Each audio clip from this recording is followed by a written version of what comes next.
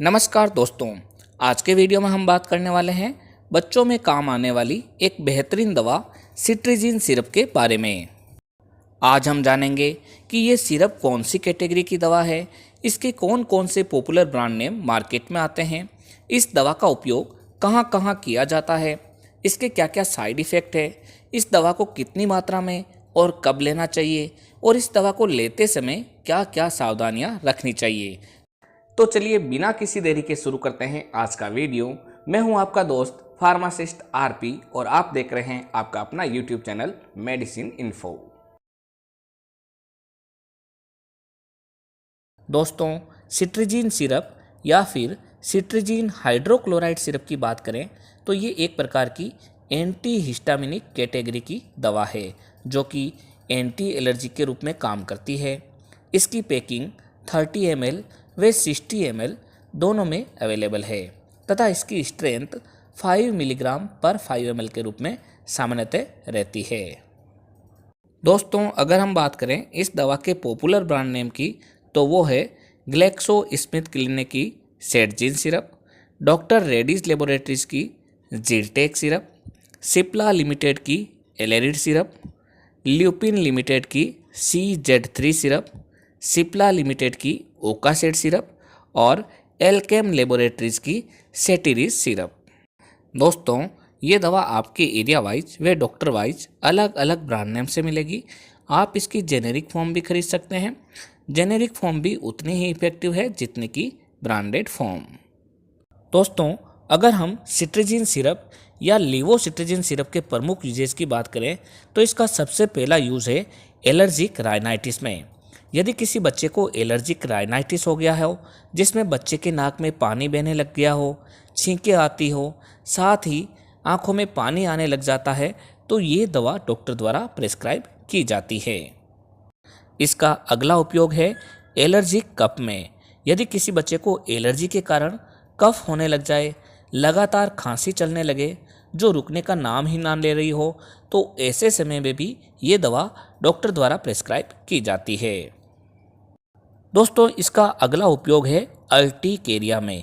यानी कि अगर किसी बच्चे में अर्टिकेरिया हो गया है यानी कि शरीर पर खुजली हो रही हो, चाहे उसका कोई भी कारण हो, तो उस खुजली को रोकने के लिए ये दवा डॉक्टर द्वारा प्रेस्क्राइब की जाती है।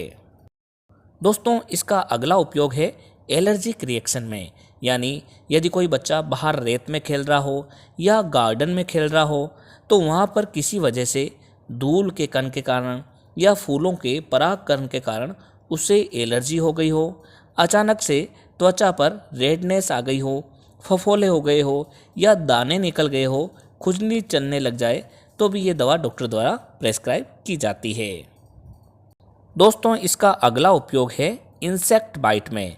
यानी कि अगर किसी व्यक्ति को या किसी बच्चे को इंसेक्ट ने काट लिया है, जैसे मधुमक्खी या कोई कीट पतंग ने काट लिया है, या फिर पानी के साथ किसी बच्चे ने चींटी को या किसी कीड़े को निगल लिया है जिससे शरीर पर तेज़ खुजली चलने लग गई हो, जलन हो रही हो, तब भी ये दवा डॉक्टर द्वारा प्रेस्क्राइब की जाती है। दोस्तों, इस दवा का अगला उपयोग है सीजनल एलर्जी में। जैसे ठंडी हवा से, गर्म हवा से या बारिश की वजह से बच्चों में नाक बहने लग जाए, तब ऐसी स्थिति में भी ये दवा काफ़ी फ़ायदेमंद है। इसके अलावा ये दवा डॉक्टर द्वारा एलर्जिक अस्थमा में या फिर दवाइयों के साइड इफ़ेक्ट के कारण शरीर में हुई कोई एलर्जी हो तब भी प्रेस्क्राइब की जाती है। इस दवा को हमेशा डॉक्टर की सलाह से ही देना चाहिए। दोस्तों, ओवरऑल देखा जाए तो किसी भी प्रकार की एलर्जी कंडीशन के कारण कोई भी प्रॉब्लम अगर बच्चे में होती है तो उस समय ये दवा काफ़ी फ़ायदेमंद रहती है और डॉक्टर द्वारा इसे फर्स्ट चॉइस मेडिसिन के रूप में काम में लिया जाता है। दोस्तों, अब हम बात कर लेते हैं कि इस दवा को कब व कैसे देना चाहिए। इस दवा को हमेशा बच्चों को डॉक्टर के प्रेस्क्रिप्शन के अनुसार ही रात में 1 बार या फिर दिन में 2 बार दिया जा सकता है। इस दवा को कभी भी डॉक्टर के बिना सलाह के नहीं देना चाहिए।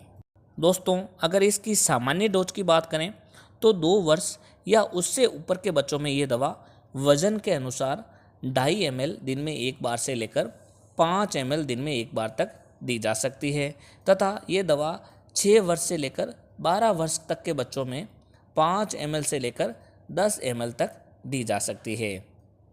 वैसे सिट्रीजिन सिरप बिल्कुल सेफ दवा है, इसके बिल्कुल कम साइड इफ़ेक्ट है।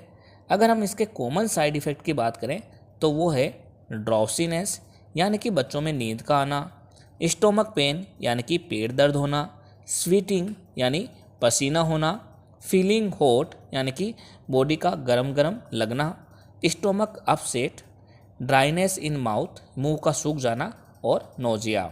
इसके अलावा कोई भी साइड इफ़ेक्ट मिले तो इस दवा को तुरंत बंद कर अपने डॉक्टर की सलाह लेनी चाहिए। दोस्तों, अब हम बात करते हैं इस दवा को लेते समय रखी जाने वाली सावधानियों के बारे में। इस दवा को देने के बाद बच्चे को ऊंची जगह पर नहीं जाने देना चाहिए तथा इसको देने के बाद बच्चे को गाड़ी के पीछे अकेले बिठाकर नहीं चलाना चाहिए, क्योंकि इस दवा को देने के बाद बच्चों में नींद की यानी कि झपकी की आने की संभावना रहती है। अतः इस तरीके से ऐसे सभी कार्यों में सावधानी बरतें जिसमें बच्चों को झपकी आने पर नुकसान होने की संभावना रहती है। बच्चों में कभी भी इस दवा का सेवन बिना डॉक्टर की सलाह के नहीं करना चाहिए। तो दोस्तों, ये थी जानकारी सिट्रीजिन सिरप के बारे में। जब भी कोई दवा लें तो अपने डॉक्टर की सलाह से ही लें। इसी तरीके के वीडियो देखने के लिए हमारे चैनल को सब्सक्राइब कर बेल आइकन अवश्य दबाएं, जिससे नई नई जानकारी आपको सही समय पर मिल सके। एक बार फिर मिलते हैं एक नई दवा की जानकारी लेकर एक नए वीडियो के साथ। तब तक के लिए धन्यवाद।